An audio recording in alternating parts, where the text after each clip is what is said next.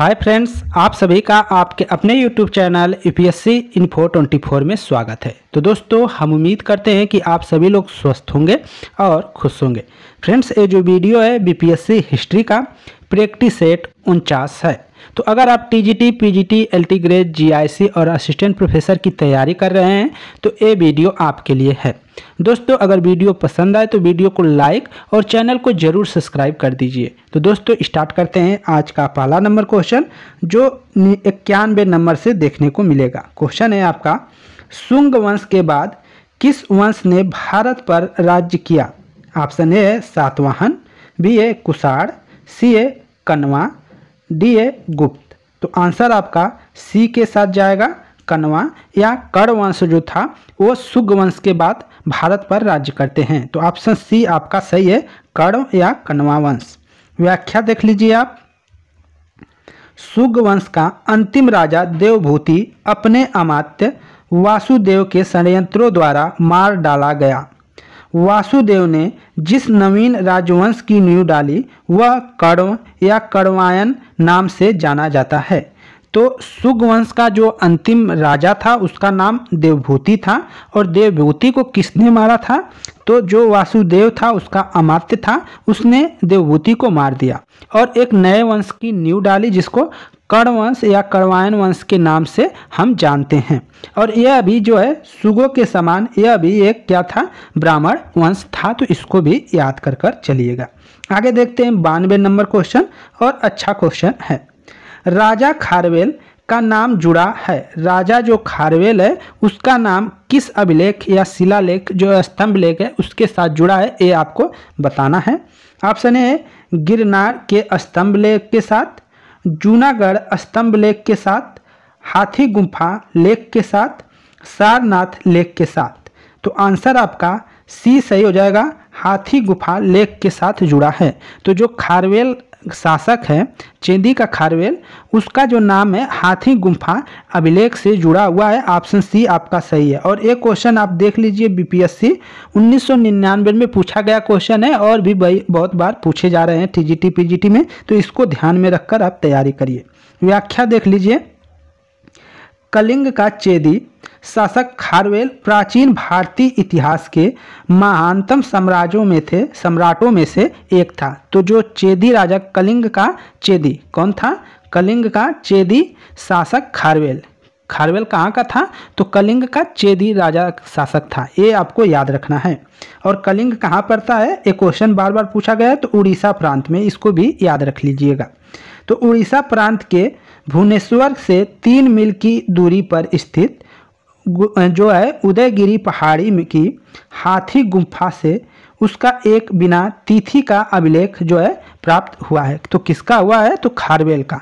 खारवेल का एक जो हाथी गुफा अभिलेख है वो उड़ीसा प्रांत के क्या है? भुवनेश्वर से प्राप्त हुआ है। भुवनेश्वर से 3 मील दूरी पर आप उदयगिरी पहाड़ी है, वहीं पे आपका हाथी गुफा अभिलेख है। और ये बिना तिथि का अभिलेख है जो खारवेल से संबंधित है। इसको इस तरह जान लीजिए। इसमें खारवेल के बचपन, शिक्षा, राजाभिषेक तथा राजा होने के बाद के 13 वर्षों के जो शासन काल की घटनाओं का क्रमबद्ध विवरण दिया गया है। इसमें क्या है? जो हाथी गुफा अभिलेख है उसमें जो खारवेल है उसके बचपन की शिक्षा, राजा अभिषेक और राजा होने के बाद जो 13 वर्ष उसने जो शासन किया है उनके घटनाओं का क्रमबद्ध वर्णन किया गया है। यह अभिलेख खारवेल के इतिहास जानने का एकमात्र स्रोत है। जो चेदी कलिंग का राजा जो चेदी है खारवेल, उसका मतलब अभिलेखों में अगर देखा जाए तो खारवेल का जो ये अभिलेख है हाथी गुफा अभिलेख, यही एकमात्र साधन है खारवेल के इतिहास को जानने में। आगे चलते हैं, 93 नंबर क्वेश्चन देखते हैं। नगरों का क्रमिक पतन किस काल की एक महत्वपूर्ण विशेषता थी? नगरों का क्रमिक पतन किस काल की एक महत्वपूर्ण विशेषता थी? ऑप्शन ए है गुप्त काल, ऑप्शन बी है प्रतिहार, ऑप्शन सी है राष्ट्रकूट, ऑप्शन डी है सातवाहन। और ये आप क्वेश्चन देख रहे हैं बीपीएससी 1995 में पूछा गया क्वेश्चन है। तो 93 का जो आंसर है दोस्तों ए के साथ सही जाएगा, गुप्त काल। ठीक है। तो नगरों का क्रमिक पतन किस काल की एक महत्वपूर्ण घटना है? तो गुप्त काल की एक महत्वपूर्ण घटना है। ऑप्शन ए सही है। व्याख्या देख लीजिए। गुप्त काल में नगर क्रमित पतन की ओर अग्रसर हुए। संपूर्ण गंगा घाटी में जो शहर पहले अत्यंत समृद्धि अवस्था में थे, उनमें से अधिकांश को गुप्त युग में या तो त्याग दिया गया या वहां से अवसान में पर्याप्त विघटन हुआ। पाटलिपुत्र जैसे महत्वपूर्ण नगर ह्वेनसांग के आगमन तक गांव बन गया। मथुरा जैसा महत्वपूर्ण नगर एवं कुम्हार, सोनपुर, सोहगौरा और उत्तर प्रदेश में गंगा घाटी के अनेक महत्वपूर्ण केंद्र हास के ही प्रमाण प्रस्तुत करते हैं। आगे चलते हैं 94 नंबर क्वेश्चन। निम्नलिखित में कौन सा बंदरगाह गुप्त काल में उत्तर भारतीय व्यापार के लिए उपयुक्त किया जाता था, प्रयोग किया जाता था?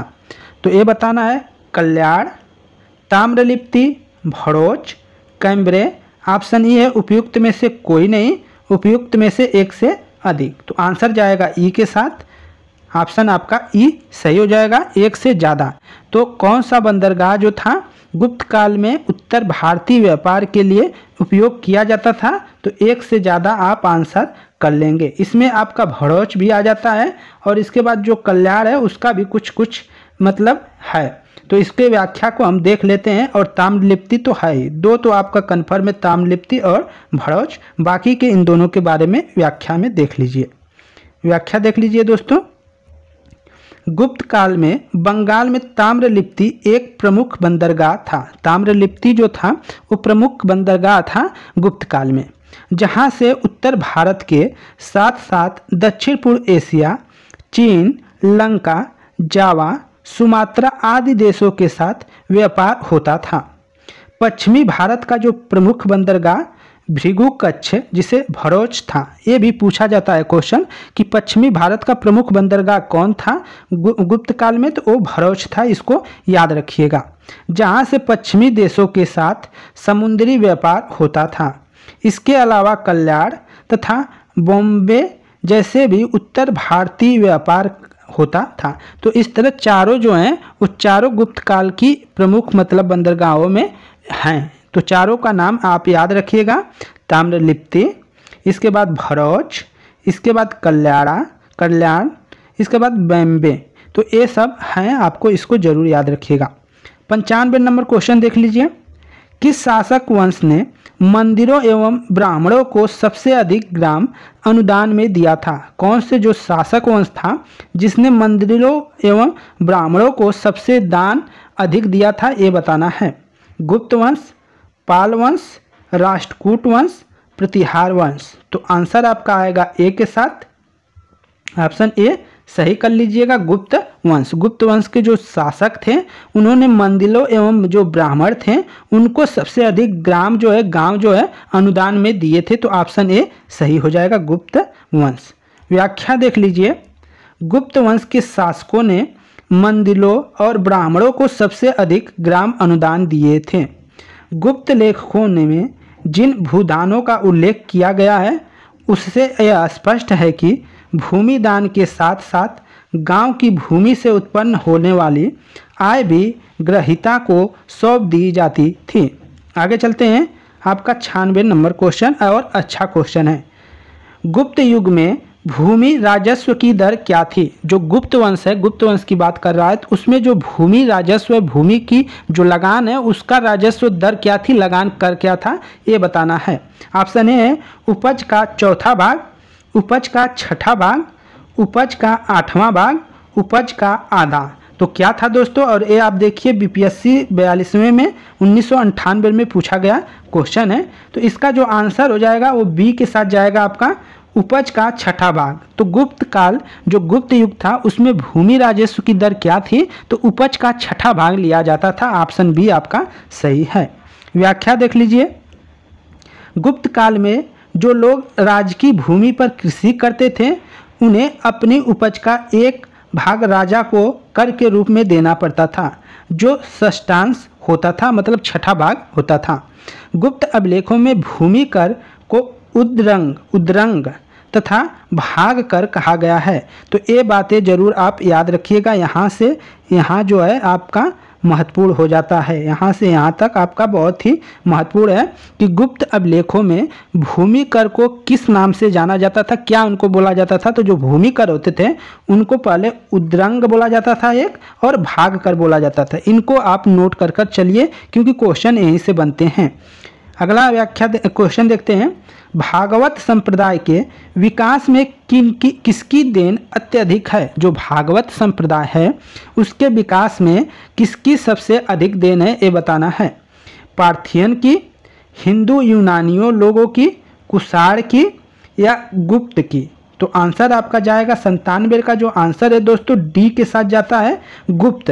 तो भागवत संप्रदाय के विकास में किसकी देन अत्यधिक थी, तो वो थे गुप्त वंश। गुप्त वंश ने भागवत संप्रदाय को अत्यधिक प्रोत्साहित किया।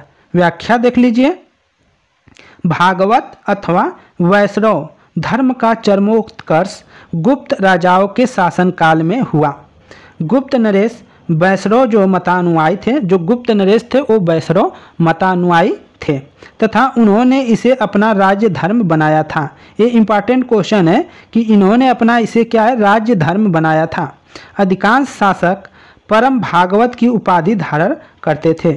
विष्णु का वाहन गरुड़ गुप्तों का राज्य चिन्ह है। यहाँ से भी आपका अच्छा क्वेश्चन बन सकता है, तो इसको आप नोट कर कर चलिएगा, ठीक है, कि गुप्तों का जो है गरुड़ गुप्तों का राज्य की चिन्ह क्या था, तो गरुड़ पक्षी जो था, जो विष्णु का वाहन था, वही क्या है, गुप्तों का राज्य की चिन्ह था। इसको आप याद कर कर चलिएगा। आगे चलते हैं। 98 नंबर क्वेश्चन है आपका और बीपीएससी 2018 में पूछा गया क्वेश्चन है। क्वेश्चन है, इनमें से किसने पहली बार यह व्याख्या की थी कि पृथ्वी के अपनी धुरी पर घूमने के कारण दिन प्रतिदिन सूर्योदय और सूर्यास्त होता है। सर्वप्रथम ये किसने व्याख्या की थी कि पृथ्वी को अपने ध्रुवी जो है पर घूमने के कारण ही दिन और रात होता है, या सूर्यास्त होता है या सूर्योदय होता है, ऐसा किसने कहा था। ऑप्शन ए है आर्यभट्ट, ऑप्शन बी है भास्कर, ऑप्शन सी है ब्रह्मगुप्त, ऑप्शन डी है बारामी, ऑप्शन ए उपयुक्त में से कोई नहीं, उपयुक्त में से एक से अधिक। तो आंसर आपका ए के साथ जाएगा, आर्यभट्ट। आंसर क्या हो जाएगा, आर्यभट्ट। अगला क्वेश्चन व्याख्या देख लीजिए थोड़ा सा। आर्यभट्ट प्रथम व्यक्ति थे जिन्होंने यह व्याख्या की थी कि पृथ्वी के अपनी धुरी पर घूमने के कारण ही दिन प्रतिदिन सूर्योदय एवं सूर्यास्त होते हैं। आगे देखते हैं। 99 नंबर क्वेश्चन है आपका। इनमें से कौन गुप्त काल में औषधि के क्षेत्र में अपने कार्य के लिए जाने जाते हैं।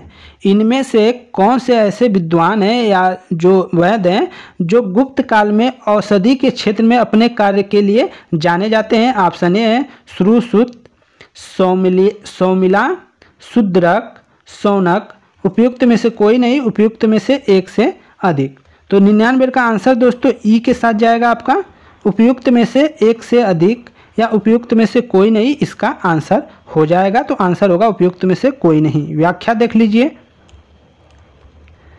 श्रुश्रुत को शल्य चिकित्सा का जनक कहा जाता है। तो श्रुश्रुत जो हैं उनको शल्य क्रिया का जनक कहा जाता है। यह काशी के रहने वाले थे। इनका काल लगभग 600 ईसा पूर्व माना जाता है। शौनक ऋषि कालीन ऋषि थे। जो शौनक ऋषि थे वो क्या थे, ऋग्वेद कालीन ऋषि थे। शूद्रक गुप्तकालीन नाटक शास्त्र थे। सौमिला गुप्तकालीन नाटककार है जिससे कालिदास ने भास और कविपुत्र के साथ याद किया है। इस प्रकार गुप्त काल में औषधि के क्षेत्र में उपयुक्त में से किसी कार्य नहीं किया गया। तो ऑप्शन आपका ई सही होता है। 100 नंबर क्वेश्चन है। चीनी यात्री ह्वेनसांग ने किस विश्वविद्यालय में अध्ययन किया था। किस विश्वविद्यालय में ह्वेनसांग ने अध्ययन किया था ये बताना है। तक्षशिला में, विक्रमशिला में, मगध में, नालंदा में। तो आंसर आपका डी के साथ जाएगा, नालंदा। ठीक है, क्या जाएगा, डी के साथ नालंदा विश्वविद्यालय में अध्ययन किया था। इसको आप याद रखिएगा। व्याख्या देख लीजिए। चीनी यात्री ह्वेनसांग हर्षवर्धन के शासनकाल में भारत आया था। 637 में ह्वेनसांग नालंदा विश्वविद्यालय गया। इस समय यहाँ के जो कुलपति थे वो आचार्य शीलभद्र थे। यहाँ से बार बार क्वेश्चन पूछता है कि जब नालंदा में ह्वेनसांग गए थे तो उस समय वहाँ के कुलपति कौन थे, तो आचार्य शीलभद्र थे, इसको याद रखिएगा। लगभग 1 वर्ष तक नालंदा में निवास कर उसने योगा शास्त्र का अध्ययन किया। इसके बाद वह बंगाल, उड़ीसा, धानकट होता हुआ कांची पहुंचा। अपनी यात्रा के दूसरे दौर में ह्वेनसांग पुनः नालंदा आया और व्याख्यान दिया। तो फ्रेंड्स ये थे आपके टोटल 10 क्वेश्चन और उसके व्याख्या जो आने वाले किसी भी एग्जाम के लिए अत्यधिक महत्वपूर्ण साबित होंगे। तो दोस्तों वीडियो अच्छी लगी है तो वीडियो को लाइक करें और चैनल पे दोस्त नए हैं तो आप जरूर चैनल को सब्सक्राइब करें, क्योंकि इस चैनल पे पढ़ने लिखने के सिवा और मोटिवेशन के सिवा कुछ नहीं होता। तो आप पढ़ते रहे और आगे बढ़ते रहें। धन्यवाद साथियों।